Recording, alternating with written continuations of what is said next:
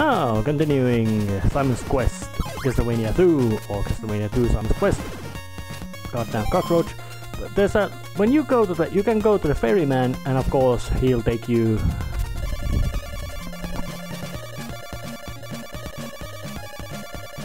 He takes me to a good place with a laughter, of course, and a couple of mermen there to give you some spooks. But that is not exactly where I want to go, because, well, there's a bit of catch in this game. Yes, he will take me to another good place, crossing me over the river. Yeah, these mermen are there just to spook you. They really don't hit you. But if you, or better say, because when you equip Dracula's heart and go talk to ferryman, he doesn't take me to a good place, but shows me the way to a completely another location, and that's something that it would be quite impossible to know, because the game doesn't really have much hints, and I guess got some extra life out of level. So now I am at the third mansion. And of course that's kind of the, you could say, obtuse stuff that the game should just assumes that, yeah, you have to figure it out all by yourself, with very little practical hints and anything like that. But luckily, at least the game does have that kind of indication that something is different with the different lines you get when you have the heart equipped. So, third mansion number 3, and so far there has been nothing really, you could say, bizarre, unknown. Just poke it, smashing the ground just to find the path. Over to say, make sure that the path doesn't collapse, doesn't have a hole beneath me. Because this game does have that kind of things. Chain whip. You definitely do need a improved whip from the starter whip at this phase of the game. Also because enemies tend to be quite tougher, and unlike you, they don't suffer any kind of knockback from being hit. They just, for a short while, they just freeze. Meaning that there is not much of peril. Yeah, these jumpy gargoyles are really annoying. I'd say they must be one of the most dangerous enemies in this game.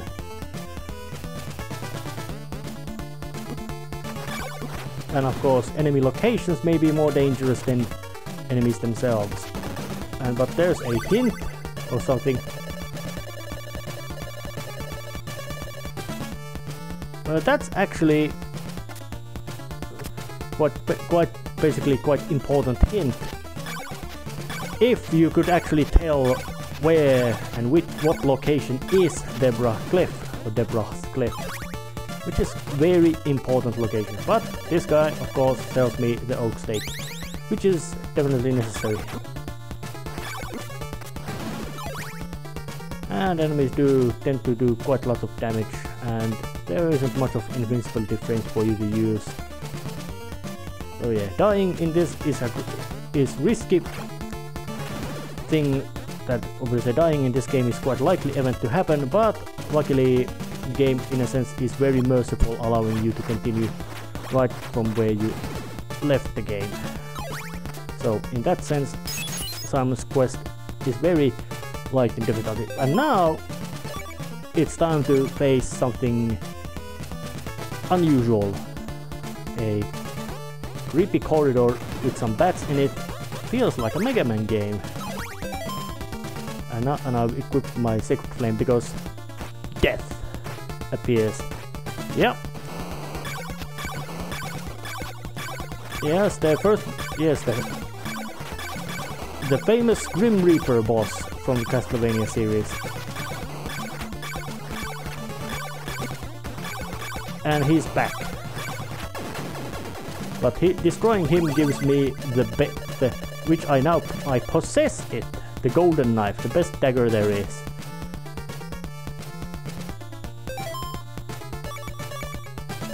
Also, I'm gonna equip my stake just to break this corridor apart. I must say that this room has quite an intimidating aura. Now, oh yeah. Oh yeah, now I do remember but tactics of death were very simple. Now I do remember, it's the rib, heart, eyeball, nail and ring of Dracula that you have to find. Why wouldn't you have to?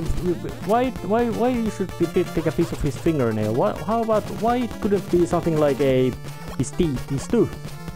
If I'm right, they later have done some changes that it's not so much his fingernail but his tooth that you're gonna get, because in Castlevania Symphony of the Night you also have to gather the 5 pieces, which include all these basics.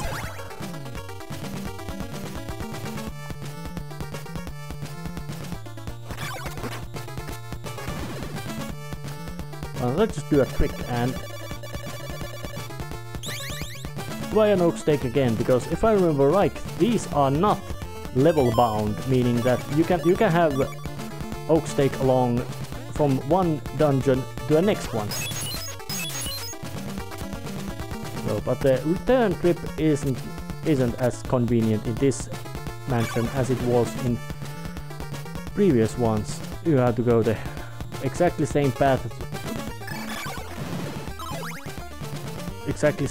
as you did, which is kind of, you could say, a bit of a hassle, but still trying to push forward. And of course this game has very limited amounts of ways to get extra health and no extra lives or anything like that. So yeah, difficulty in that sense, if you want to get the perfect ending, is quite brutal. But in practical sense, it's not. If you just want to play the game through, it's not that. It's really much easier gameplay wise in comparison to the original Castlevania. Difficulty in this game is completely in the sense that you have to figure out what kind of obscure and difficult to figure out thing you need to be doing. But I faced death. It was the first boss fight of the entire game, which doesn't have many of them. Only 3 in total, and one of them is the final boss. Oh, not do it like that. That was a bit of the trickery game just the second Castlevania has to you. So going to the left from the actual location. So, and now I have these moving platforms, which have a bit of interesting gimmick that when they are going up, they do propel you up, and meaning that you get extra height from your jumps from them. But if they are not going up, you don't get that extra height. So it's a bit of a timing puzzle in how you get past these. But you can say that the platforming in this game, and this might be the most difficult platforming in this game, is very merciful, which is really nice considering that the game's difficulty in mentally is everything but merciful. It's actually really brutal, because, well, really hard to figure out what the hell you're supposed to be doing and how in hell you're supposed to be doing it. But there are Medusa heads also show up in this game.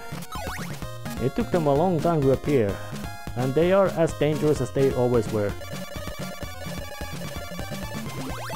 A guy gives me a diamond. Yay! It's a special weapon. Never earlier appeared, and it took. But I'm gonna show it anyway. It bounces around.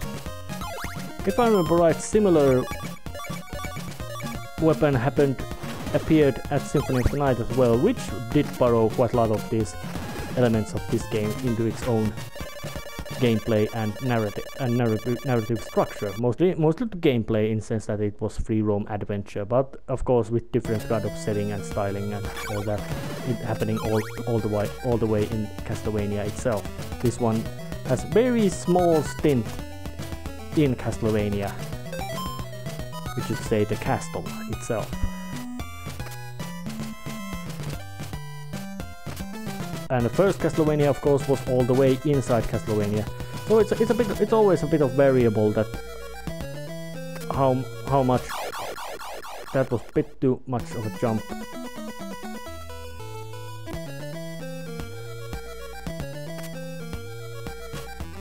Oh yeah, most difficult platforming of the game. Of these up jumping platform. Yeah, that was it. When the board goes down, you don't go up as high. So but the gameplay generally, but they of course gameplay in this phase, the gameplay doesn't really want you to be swimming the ocean, because well, platforming heroes like Simon in this case doesn't know how to swim. So it's not, but I've gone through this little dead end, which did include the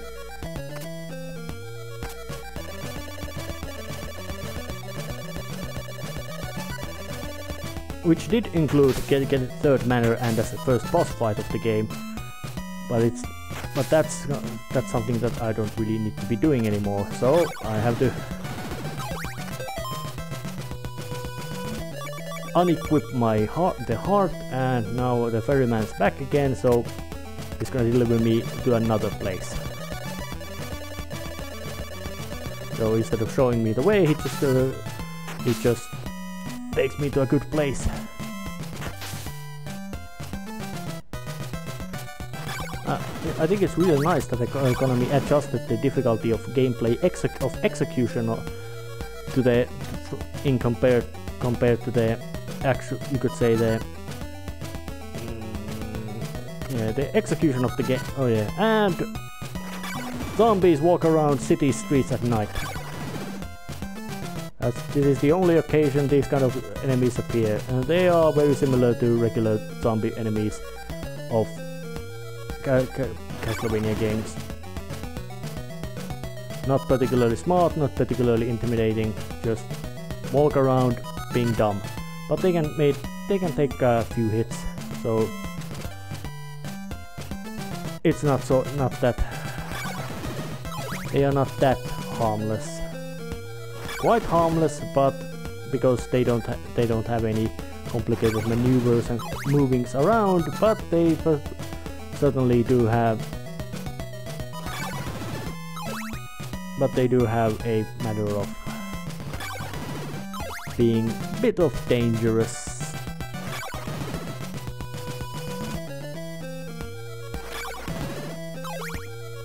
So it's gonna be a bit of grind to get to work in here, but luckily it's already over. The morning sun has vanquished the horrible night. Yeah, that's a memetic vision, but memetic message, but even more memetic is the combination about horrible night to have a curse. So once again, another city. So let's just wander about and see what's in here. Another store to buy stuff, most likely, or a cellar to walk into.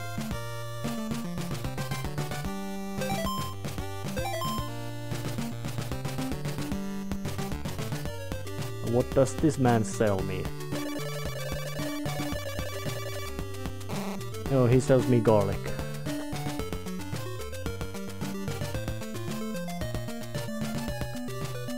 And I do notice that once you die, you lose all your hearts, or once you get the game over, you lose all your hearts, which is really inconvenient, seeing that the grinding in this game tends to be quite important thing to do, and it is also very inconvenient matter to do.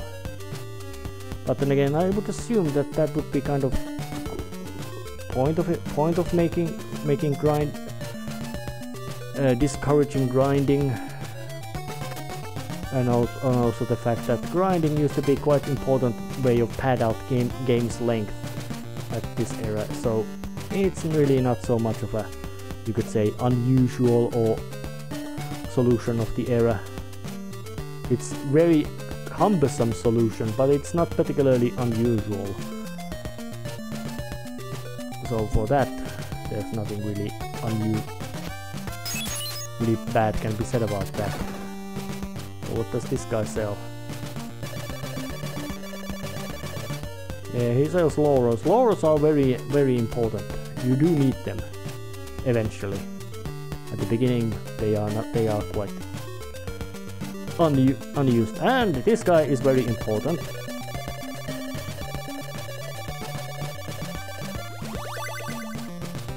With him, I got myself the red crystal, which means I have now the best crystal of the entire game, which I do need. You need to go to all that chain of trades to get the third crystal, which is to say the red crystal. And of course, I already have that, so it's a quest of going forward. Again. This game is all about getting forward.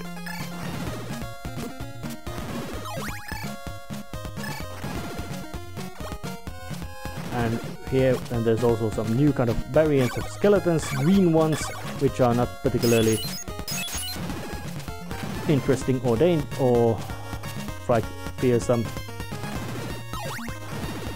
They just walk around like any other form of skeleton enemy you have faced.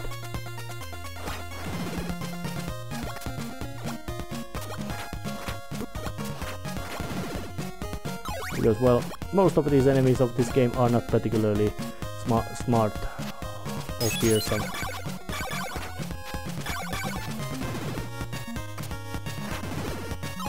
Well, that wiped out.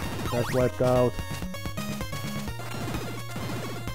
This game is much more about figuring out what you're supposed to do instead of actually really having the difficulty to figure out what you're actually meant, what's the actual thing to do. Oh, not like that. There's a swamp down there, and I don't want to wade through that. Amount of swamp in this phase, at this phase of the game, is starting to grow quite a lot more.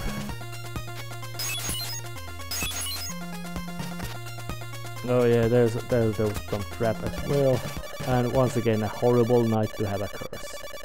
Yeah, I don't remember. It's few minutes that takes the cycle, but because there's no in-game clock or anything, you really can't predict how long it's gonna take.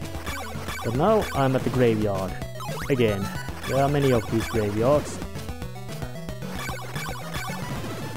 Hacking through their limbs.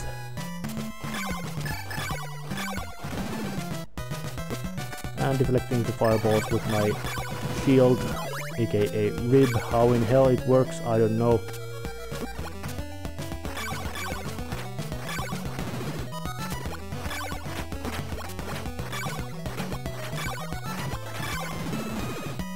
And these slimes are much more dangerous than some sort of walking skeletons, because, well, slimes have much more faster and more unpredictable movement pattern, not to mention the sheer fact that they are so much smaller that you can only hit them when they are moving.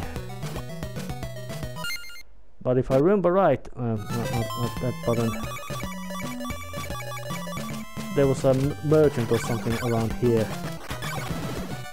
that you could summon with a garlic. Yes, there was. Yeah, he gave me a silk bag, which is actually quite necessary item, which I died to get it. Yeah, just try to avoid the slimes, because, well, they slime me. And if my memory is not completely failing now, that was the last time in this game I actually need to use garlics. Damn, slime! They are more dangerous than anything else in this game, more or less. and now I have to wait to the swamp again. But silk bag allows me to carry more stuff, more laurels, and if I remember right, also carry more garlics as well.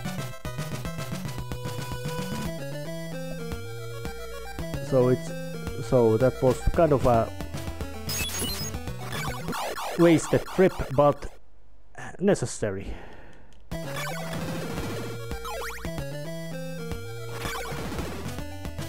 So going forward again, to this time to another direction. At the dark of the night, when every enemy is more dangerous. Not like that.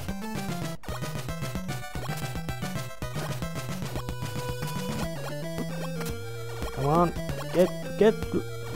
God damn, I hate those slimes. But once again, I found another city. So it is time to start once again waiting for the actual night to begin, and I don't think you are particularly interested in watching me grind, so I'm gonna skip that process. Now I am back at the city, and I was wrong. There is some sort of timing system in the game, indicated by these numbers up there, T, X, 0619. I'm now moving around. Oh, actually, time seems to stop when I'm inside these. But once I go outside, it should be show something else. But because here is the one of the most important merchants of the game. Whopping 200 hearts to get the best viable, or would I say, get the second best whip of the game, the Morning Star. Now it has this, it's even longer reach, and it has the spike at the end. But now, as I've gone outside the building, the time has changed a bit. I really can't figure out what was that.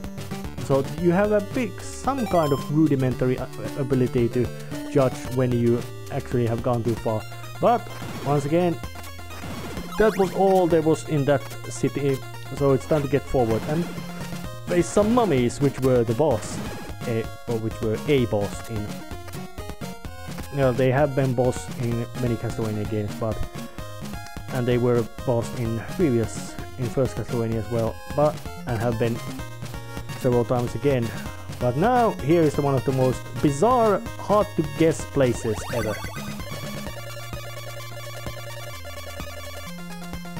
Because well, that's a hint. But this is Deborah's cliff, and to get through, you have to have a red crystal, and you must duck.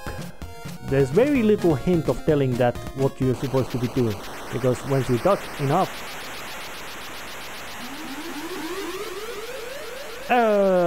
wind appears to deliver me right in front of the next mansion, which I will go next time. See you later. See ya.